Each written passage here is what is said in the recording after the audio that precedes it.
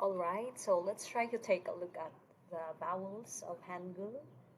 And we have here the letter and also the corresponding sound value that each of the Hangul character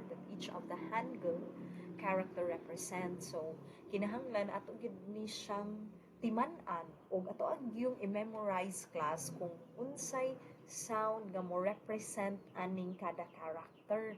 Kay kung dili gyud ta magtimaan, di gyud tang kabasa, no? Mao man gyud na dapat kay of course kung makalimot ka unsa day sound value ani niya unsa una to pagkabasa igpananglitan makakita ta og words nga gisuwat in Hangul or in Korean alphabet. So let's try to take a look at kaning vowel. Of course this is vertical vowel. Ang iyang sound ana tan-awo na to ang forma sa ba dera. So ang sound ana niya is A. Ang sound niya kay A. Okay? A. A. So, repeat after me. Tara hasayo. A. Okay? Repeat lang ta after po sa audio file. Kani siya, we have ya. Okay? Ya. Dara ay ang sound value niya. So, kaning naa sa, kaning mga letters or kaning words or shall we say kaning naa sa square brackets kani siya muni siya gitawag sound value. Okay, muni ang transcription niya. So kung unsaon siya pagsulti, unsaon siya pag-produce sa sound para kung i-combine ning imong ang atong mga vowels ug consonant makaibaw na tag unsaon pagbasa. Pero careful lang gyud ta kay bisan ako lagi koy daghan pong mga struggle aning reading tungod sa mga naay ubay-ubay sad ang vowels manggod nga naa sa Korean language pero wala sa atong Cebuano Visayan ya wala pud sa English. Okay, so kani this is ya. Okay, para hasayo, repeat after me. Ya. Ya. Kani the third one, this is O. O. Okay, again. O. O. O. Okay.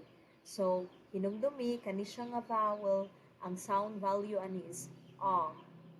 O. O. Okay. And then, kani siya nga vowel, duha na ni ang iyahang horizontal, o duha na ni ang iyahang murag, kuan, so naay additional dere, so we just add Y, no? So that's why we say, yo. Yo. Repeat after me. Para hasayo. Yo. Yo. Kani siya? O. O. O. Okay. While kani, yo. Yo. Okay, balik ta kani. A. A. A. Kani, ya. Ya. Okay. Next, we'll proceed to the next. This is a horizontal vowel. And let's try to look at unsay sound ani niya. O. O. O. Okay. O. This is O. O.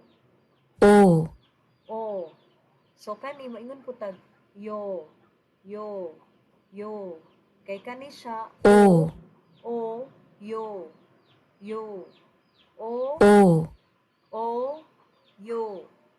Yo. Okay? O. O. O. O. O. Yo.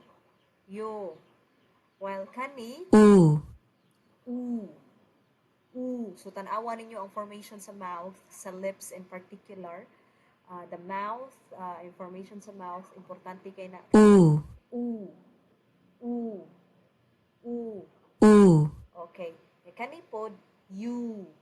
U. U. Okay, this one is U. Now, we'll proceed with this one. Oh, tanawa ang mouth ha, tanawon yun. This is U. U. U. U. U. U. U. Okay, repeat after me. U. U. Okay. Next, ang last we have here this is common. This dili na siya problema kay naa sa taan ni. This is E. okay. Repeat after the audio file. E. Okay, very good. So, we have here A, Ya, O, Yo, U, U, u, yu, i. Okay? A, ya, o, yo, u, yo, u, yu, i. Alright, so hinumduman gid na nato ha, very important.